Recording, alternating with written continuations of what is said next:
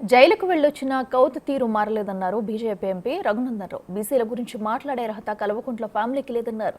2 దఫాలు సీఎంగా చేసిన కేసీఆర్ బీసీలకు ఏం చేశారో సమాజానికి తెలుసన్నారు. ప్రజల సొమ్ము దోచిపెట్టిన కేటీఆర్ను విచారిస్తే తప్పేంటని ప్రశ్నించారు ఆయన. భారతీయ జనతా పార్టీ భారత ప్రభుత్వం ఎవరిని భయపట్టించేదో ఎవరినో ఇల్లీగల్గా అరెస్ట్ చేసే కార్యక్రమాన్ని కొనసాగించేది. ఇన్వెస్టిగేటింగ్ ఏజెన్సీస్ తప్పు చేసినటువంటి వ్యక్తుల్ని ఏ కలుగులో దాక్కున్నా వెలికి తీసుకొస్తాయి, పట్టుకొస్తాయి, జ్యుడిషియల్ కస్టడీకి రిమాండ్కి పంపిస్తాయి. తర్వాత ఏం చేయాలనేది న్యాయస్థానాలు చూస్తాయి. కాబట్టి సోదరి కవిత భారతీయ జనతా పార్టీ కేంద్ర ప్రభుత్వం మమ్మల్ని భయపట్టియాలని చూస్తుంది అని చేసినటువంటి కామెంట్స్ని విత్డ్రా చేసుకుంటే గౌరవప్రదంగా ఉంటుంది అనేది ఈ సందర్భంగా తెలియజేస్తా ఉంది. అట్లా భయపట్టించేది ఉంటే కవితను, కేటీఆర్ను, హరీష్ను ఆలోచించాల్సిన అవసరం లేదు. తీసుకుపోతే కేసీఆర్ని కూడా తీసుకుపోయేటోళ్ళం అట్లా భయపట్టించాలనుకుంటే. కాబట్టి తప్పుడు వ్యాఖ్యానాలు వద్దు. చేసిన తప్పుడు పనులకి బరాబరి శిక్ష పడుతుంది. పోలీసు వాళ్ళు కేసు పెడతారు, కోర్టులకు తీసుకుపోతారు. దానికి భారతీయ జనతా పార్టీ ఏమో చేస్తుంది. ఇంతకుముందు కూడా సోదరి కవిత ఇట్లే మాట్లాడింది, మోడీలు, ఈడీలు, బోడీలు అని. టీఆర్ పోయించిన తర్వాత నన్ను అర్థమైందేమో అనుకున్నాం. ఇప్పుడు కూడా మళ్ళీ కేటీఆర్ గారు అట్లే మాట్లాడుతున్నారు, మోడీలకు, బోడీలకు, ఈడీలకు భయపడమని. మోడీ గారికి ఏం సంబంధం?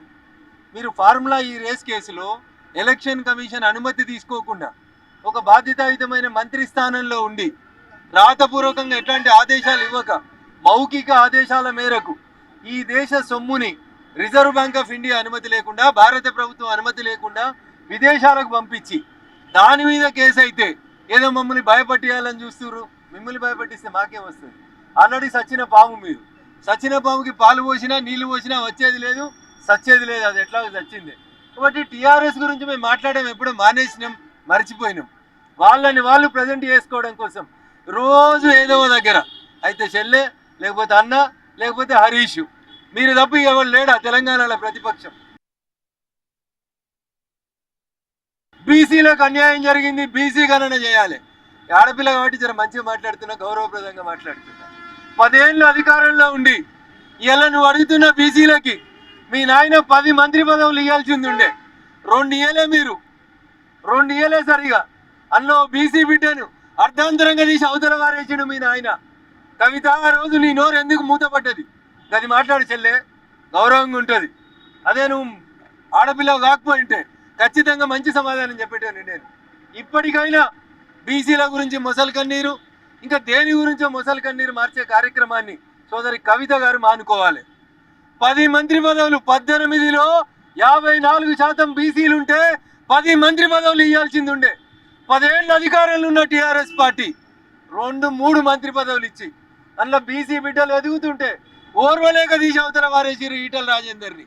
ఆ రోజు ఎడిపోయిన వీళ్ళ నోర్లన్నీ వాళ్ళు బీసీలు కాదా?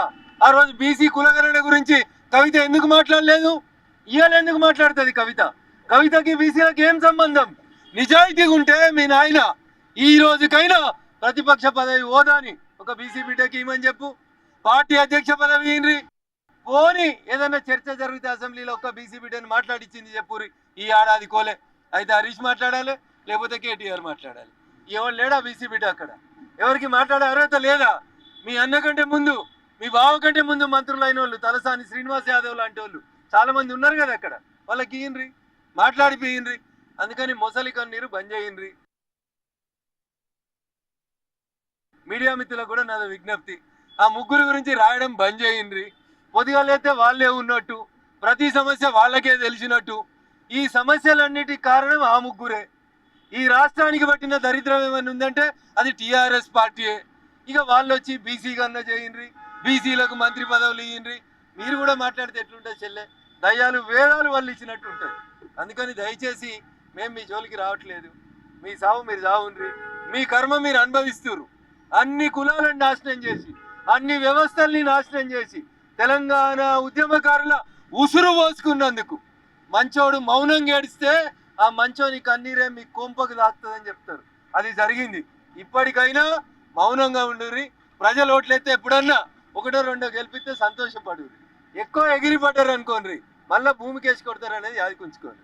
భారతీయ జనతా పార్టీ జోలికి, నరేంద్ర మోడీ గారి ప్రభుత్వం జోలికి వస్తే మేము మొదటి నుంచి కూడా, నేను కూడా నీకంటే ఎక్కువ జై తెలంగాణ అన్నోని చెల్లె. ఈటికా జవాబ్ పత్తర్ సే